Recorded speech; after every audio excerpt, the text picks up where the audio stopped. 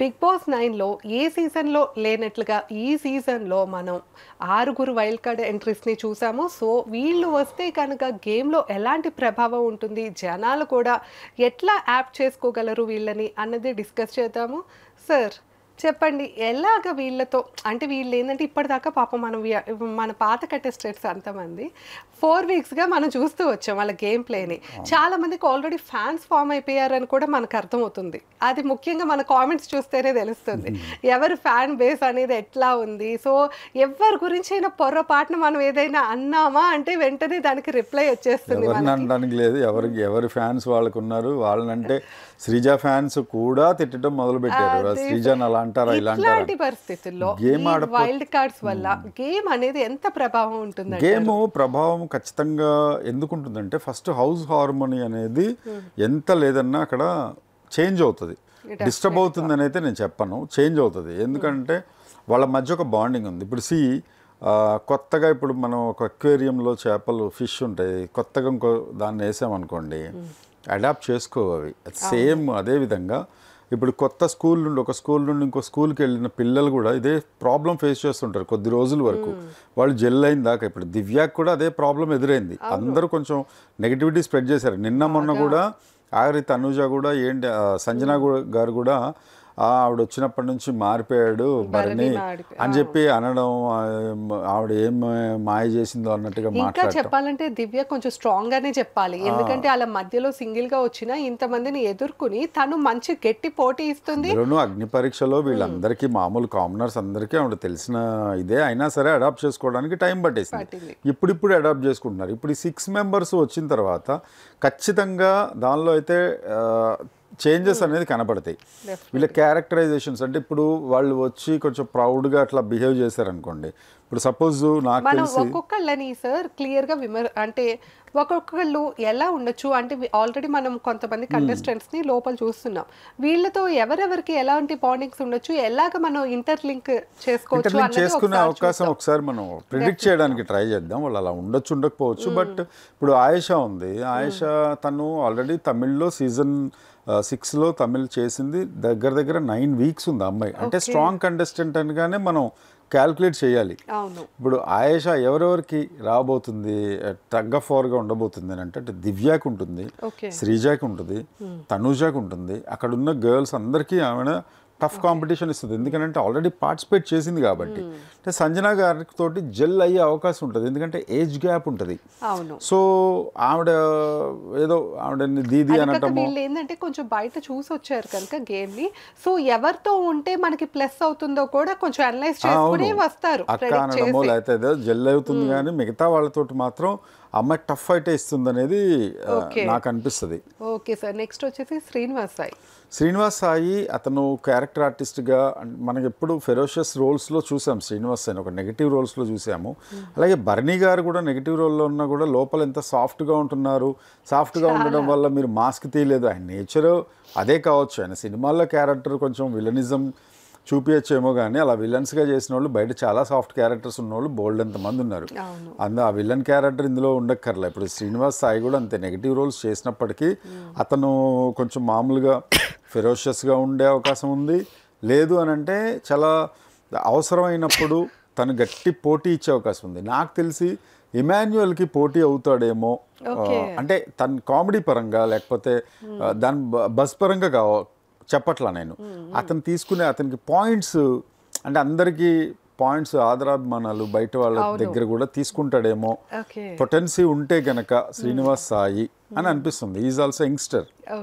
Next Gaurav Gupta గురించి నిజంగానే మన సీరియల్స్లో చూడటం తప్ప మనకి బయట అయితే ఏం తెలియదు. కాకపోతే ఏంటంటే కంప్లీట్గా అంటే తన ఫిజిక్ కానీ లేకపోతే ఇంకోటి కానీ చాలామందికి అరే ఇతను బాగున్నాడు కదా మనం మార్క్స్ వేద్దాం, లేకపోతే సీరియల్లో రెగ్యులర్గా చూస్తున్నాం కదా మార్కులు వేద్దాం అనే లెక్కలో ఉండొచ్చేమో.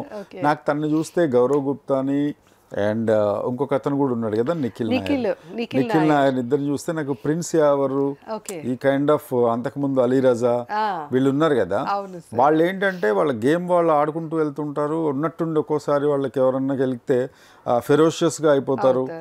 ఇప్పుడు ప్రిన్స్ యావర్ కూడా చూసాం, చాలా షార్ట్ టెంపర్డ్గా ఉండేవాళ్ళు. వాళ్ళిద్దరు ఎందుకో కొంచెం షార్ట్ టెంపర్డ్ ఏమో అనిపిస్తుంది. వీళ్ళు మాత్రం ఖచ్చితంగా డిమాండ్ పవన్కి, వీళ్ళిద్దరిని విడివిడిగా చూడట్లా, ఒకేసారి చెప్తున్నా. డిమాండ్ పవన్కి, పవన్ కళ్యాణ్కి ఇద్దరికి టఫ్ కాంపిటీషన్ ఇస్తారు అని అనిపిస్తుంది. అలాగే వీళ్ళిద్దరిలో ఒకళ్ళు అటు బర్నీ గారికి క్లోజ్ అయ్యే అవకాశం ఉంది. ఎందుకంటే వాళ్ళందరూ సీరియల్ ఆర్టిస్టులు కాబట్టి, తను సీనియర్ కాబట్టి మేబీ ఆ రెస్పెక్ట్ ఉంటుందేమో అని అనిపిస్తుంది. అంటే హౌస్లో ఈ చేంజెస్ రావచ్చు. This is all prediction, once again I'm telling.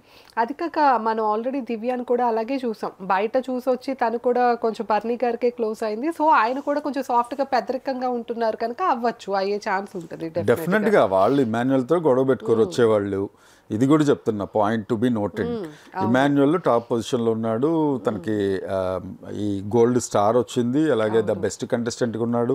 Sanjana గారితో ఎవరు గొడవ పెట్టుకోరు. అలాగే మేబీ శ్రీజ వీక్ కంటెస్టెంట్ కాబట్టి తను ఏదైనా మాట్లాడితే 1-2 మాట్లాడే అవకాశం ఉంటుంది.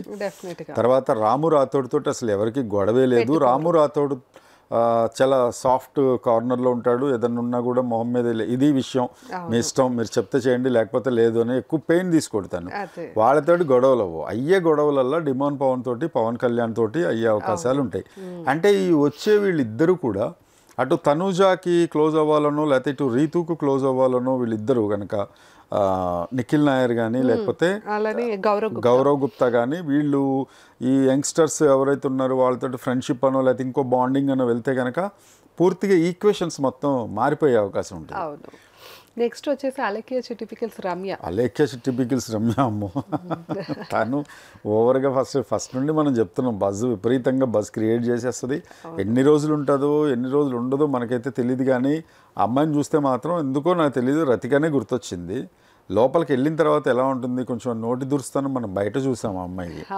సో లోపల కూడా అమ్మాయి నా జోలికి 1 అంటే నేను 4 అంటాను అన్నట్టుగా ఉంటే గనక తొందరగా అమ్మాయిని అయితే ఎవ్వరు అడాప్ట్ చేసుకోలేరు. ఐఎమ్ టెల్లింగ్, రాసుకొని కావాలంటే. కాకపోతే ఒక థింగ్ ఇక్కడ ఏంటంటే సార్, చాలా మందిని ఇప్పుడు బిగ్ బాస్ని కూడా కొత్తలో ఎవరు అడాప్ట్ చేసుకోలే. తిట్టుకుంటూనే ఇప్పటికి కూడా చాలా మంది తిట్టుకుంటూనే బిగ్ బాస్ని చూస్తారు. నాకు తెలిసి ఈ అమ్మాయి కూడా అలాగే సర్వైవల్ అవుతుంది అనుకుంటున్నా. ఎందుకంటే తను అప్పట్లో పికిల్స్ పెట్టినప్పుడు కానీ, తన మీమ్స్ కానీ, ఇప్పుడు షార్ట్స్ కానీ, తన డాన్సెస్ కానీ ఇవన్నీ చూసినా కింద కామెంట్స్లో చాలా మంది తిడతారు. తిట్టినా కూడా ఆమెకు అలాగే ఫ్యాన్ బేస్ ఉంది, ఫ్యాన్ బేస్ ఉంటుంది. మనం ఇక్కడ ఏం మాట్లాడుతున్నాం అంటే అమ్మాయి లోపలికి వెళ్ళిన తర్వాత ఇప్పుడు అలేఖ్య చిట్టి పికిల్స్ లోపల ఎలా జెల్ అవుతుంది అని అంటే, ఇప్పుడు బయట అమ్మాయి గురించి అందరికీ తెలుసు, లోపల ఉన్న వాళ్ళకి కూడా అందరికీ తెలుసు. అప్పుడు ఏమవుతుందంటే ఈ అమ్మాయి ఇట్లా లోపలికి వెళ్ళగానే ఫస్ట్ నెగిటివిటీ అనేది ఉంటుంది అందరికీ. కావాలంటే చూడండి వాళ్ళ ఎక్స్ప్రెషన్స్ కూడా మనకి క్లోజ్ లేసి చూపిస్తారు. ఇలా చూడటం, అమ్మాయి వస్తే ఇలా చూడటం, అమ్మాయి ఎంత జెల్ అవ్వడానికి ప్రయత్నించినా, లేకపోతే పవన్ కళ్యాణ్ లాంటి వాళ్ళు వెళ్ళి అమ్మాయితోటి కంప్లీట్గా ఇంకో రాగా పులిహార. ఎందుకనంటే తనుజాతోటి కానీ రీతుతోటి కానీ వర్కౌట్ కాలేదు కాబట్టి ఆయేషా ఇప్పుడు ఆల్రెడీ ఇంతమందిని చూసుంటుంది బయట ఎలా ఉంటుంది, గేమ్ ఎలా ఉంటుంది. This is all game.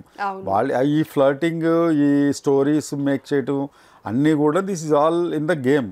వాళ్ళనేం మనం తప్పు పట్టట్లేదు, లేకపోతే వాళ్ళ క్యారెక్టర్ని డిగ్రేడ్ చేయట్లా.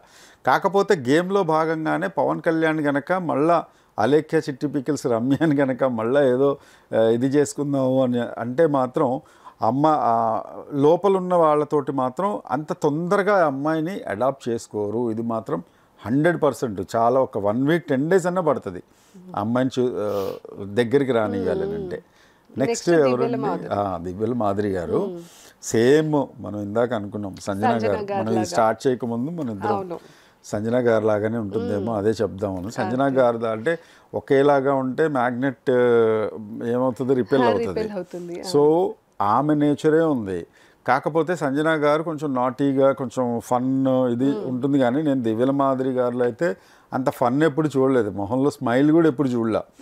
ఆవిడ మామూలు విషయాలు కూడా చాలా నార్మల్గా కొంచెం సీరియస్ టోన్లోనో సీరియస్ ఫేస్లోనో చెప్తుంది. అలా ఉంటే లోపల ఖచ్చితంగా నడవద్దు. అంతకుముందు ఎవరన్నా ఇలా ఉన్న వాళ్ళు ఎవరన్నా గుర్తున్నారా మీకు లేడీ కంటెస్టెంట్లలో?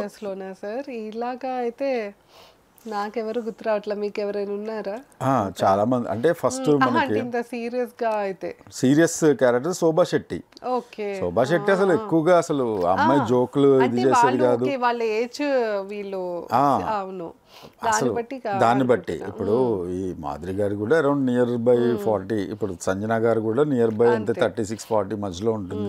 ఆవిడ ఈ సేమ్ ఏజ్ గ్రూప్ లోపల వాళ్ళు రిపెల్ అయ్యే అవకాశం ఉంటుంది. ఒకవేళ జెల్ అవుతే గనక మాధురి గారు బయట కూడా చూసొచ్చారు, ఎవరికి ఎంత పర్సెంటేజ్ ఉంది, ఎవరికి ఎంతమంది ఫ్యాన్స్ ఉన్నారు, ఇవన్నీ ఉన్నాయి.